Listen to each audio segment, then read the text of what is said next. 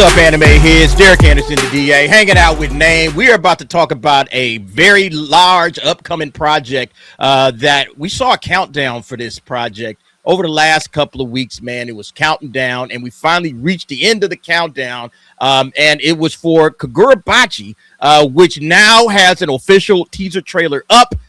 Name hasn't seen it yet. I've seen it. And so we're going to chop it up and talk about this. Actually, let me move this over here. All right, Name, this is your live reaction. And then on the other side, we're going to discuss what Kagurabachi is all about and why everybody's hyped up. So let's go ahead. Let's play this and we'll talk about it.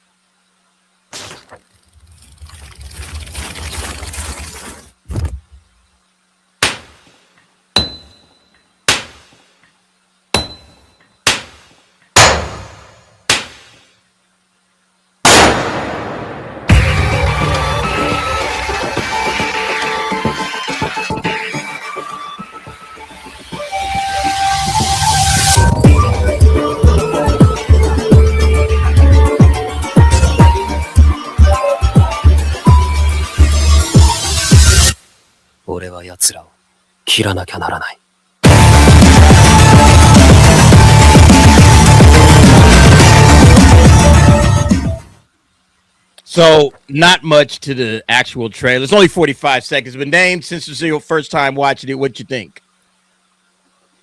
Yeah, up until this point, I've only seen like small snippets. I haven't seen the whole thing, so this is my first time seeing it. That was really fucking cool. And it was also my first time hearing the voice. And I don't know much about this character from what people are seeing or saying, and what I've seen of the shot. It sounds like this there's layers to this character. It's very soft spoken, but there's also this rough edge to him because of the setting, and just his character design. So I'm really looking forward to it. Yeah, this artwork right here, I was blown away by this little fish that was kind of rolling through. I was like, man, this is some clean artwork, man. I don't know what I wonder what that's gonna mean, and if if it has a story meaning, because you don't just put a fish in a 45-second teaser for no reason. It's a random fish just floating through. Okay, this better mean something, right? But yeah, this little barrel roll that he did into the spot, man. When he came in and then he pulls the sword, man. Yeah, this is a very interesting looking character. I don't know much about this. You know more about Kagurabachi than I do. But first, before we get... yes, you do, man. Yes, you do, because I know absolutely nothing. But before we get to that, let me share some of the information that we're already hearing on this, all right? This came from the Kagurabachi author, commenting on the anime. Rock Lee versus Gaara fight in Naruto, all right? One of the most famous fights in all of anime. The manga version I haven't seen Naruto, but even I know that fight. So, exactly, man. You don't have to see Naruto to know about Rock Lee versus Gaara. But he says but isn't the anime version incredibly cool? Well, the very person who brought that scene to life is our director, which is an absolutely wild statement. And I thought this was funny because I guess some people were trying to community note this. And then Annie TV comes back. It's like, yo, man, the comic comes from the author himself. All right. It comes from the actual author. That's what he's talking about down here. So stop it with the community notes. Anyway, we got some more details on it. Annie TV got this. Tokyo Ghoul music composer Yutaka Yamada, who is behind iconic soundtracks like Glassy Sky and Lichtenstein, teases that he's working on Kagurabachi. All right. Sounds on for this one. Let's go. Tokyo Ghoul has one of the best soundtracks of all time in anime. Everybody knows it. It's absolutely clean. It's look, I'll throw on Tokyo Ghoul sometime just driving to work and just listening to it, man. It has a dope soundtrack, of course. And then we got this one as well, man. The Kagurabachi official anime trailer. 6 million views on its first day for a little quick 45-second trailer. That's crazy, bro. That's crazy. So the hype is already building up. You can see it right here as well. Most top 10 most liked anime announcements ever. Look at where Kagurabachi is at number 4. All right. Okay. People more liked than Bleach, the 1,000-Year Blood War. Everybody is rocking with this. This is absolutely insane. Name. What's going on, man? Why is everybody so pumped up for this, man? Walk me through it, because like I said, I'm somewhat new to this. I'm not a big meme guy. You said it's a lot about the memes. I'm not that much into the memes. So, all right. So I know you got a deck and you want to walk through some of the things that you have set up. So go ahead, pull up what you got. Give me a second here. I'm just going to switch gears, and there we go. All right. So what are we looking at? So first thing we're looking at is the animation studio that's handling it. I saw a few reactions going around praising the animation. Some people thought it was like done by Mappa or Ufotable, you know, the big two in people's minds, you know. But and then like they're surprised to find out that Game Pictures is handling it. And you know, this is a relatively like, you know, a lot of people don't know this, that's understandable. Let's like, you know, let's look at some of their work. Like they did The Summer Hikaru Died. If you've seen that, I still need to catch up on it, but that thing looks beautiful. They've done the Uma Musume series. Brandon cannot stop talking about this series. He loves it to death. I've seen this movie. It had some really beautiful animation. People were using this to clown the Blue Lock Season 2 animation when it was coming out. What's that? Pretty Derby, right? Yeah, Uma Musume, yeah. And then they did this like mecha series called Bravern. This was pretty well animated as well. And yeah, they do some pretty consistent work.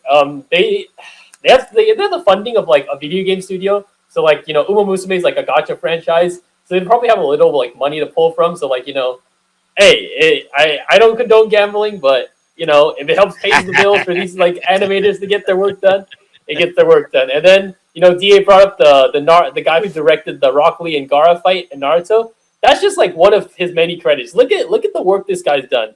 So Hunter, damn. Tetsuya Takeuchi. He was key animator on Hunter x Hunter. He worked on Naruto, Shippuden, Bleach. He did Future Diary. He did some stuff for Sword Art Online, JJK Season 2, Devilman Crybaby, JoJo's Part 5, Gintama, Evangelion. Like the list just goes on. Like look at this. Like we blew up the page, but like look at this like list right there, man. He's got a line of great series that he's worked on. Okay, so look, that makes me even more comfortable. This is the guy who's got it out from the mud, because he started out. Naruto was like, you know, he was a newbie on Naruto, and then like he starts like acquiring like experience and credits, and now he's directing like Kagurabachi. So kind of comes full circle for him. And then Dave brought up Yutaka Yamada, the composer for Tokyo Ghoul, and I'm looking at the list here. A lot of these credits are Tokyo Ghoul, but he did the soundtrack for Villain Saga. Have you guys seen that? I haven't seen it, but this is pretty. You know, these are pretty big anime. Great Pretender had a really like good like jazz soundtrack.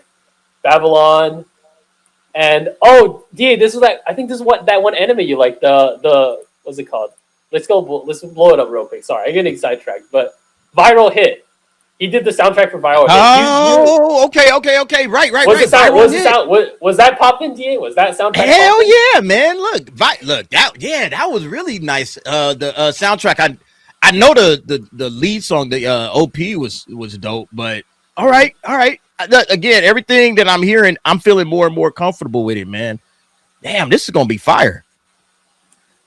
And then, all right.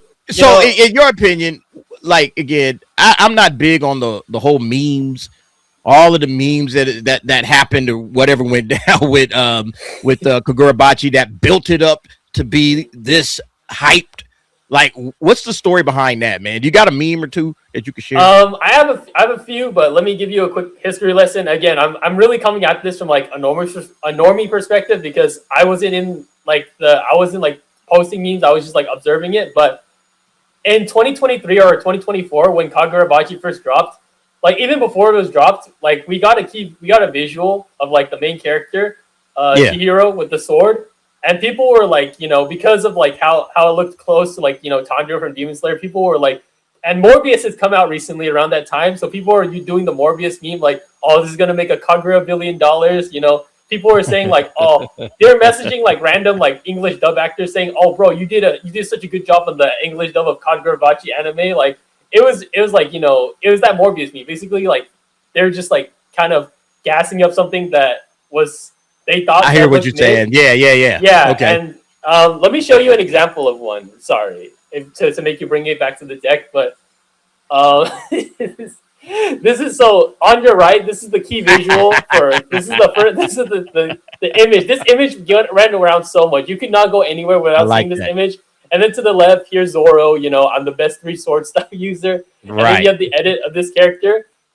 So it did start out with the memes, but what makes this really special, I feel, is that it feels like really it's a really grassroots thing because I heard like there this and the manga is like facing like calls for like it was getting boring or it's gonna get axed in 20 and like the fandom was like really trying to like do everything in their power to keep it going and after that huge like meme debacle it had I feel like aside from like people positively talking about it I haven't really heard much about it up until like the anime announcement so like they've been building their little like nice corner so it's been like a really like grassroots natural thing and now they have this so it kind of feels like what's the word like I saw a little bit of vindication some people were digging up old tweets of people saying Kagurabachi is gonna get canceled in 20 and now they're posting it like that it's kind of like I told you so but no it's like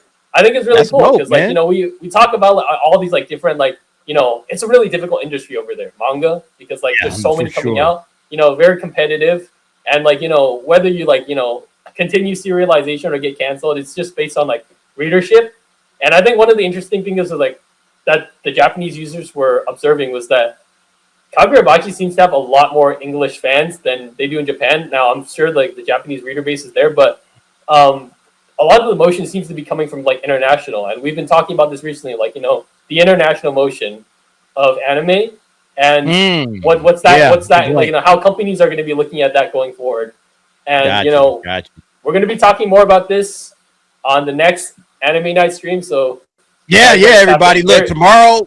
Got to tune in, all right, because Name has more in store for us, man. He's got a deep dive on this whole subject, Kagurabachi. Like I said, I'm relatively new to this title, hadn't heard much, didn't participate in any of the memes or anything going on. But now that I've seen this trailer and I'm hearing who's going to be involved, you know what? I'm starting to get hyped, man. I'm starting to get excited for it. So make sure you guys hang out with us tomorrow. Anime Nights, okay? We are going to dive into Kagurabachi. We're going to talk about it, and we will see what's up with it. All right, everybody. Thank you very much. We'll see you on the next one. Peace out.